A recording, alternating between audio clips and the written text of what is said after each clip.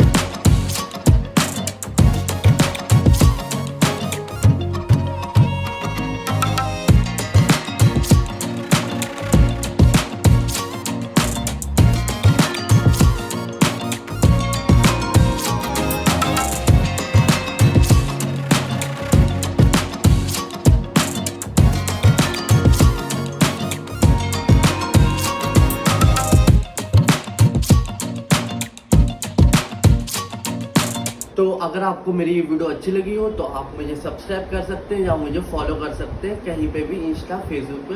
और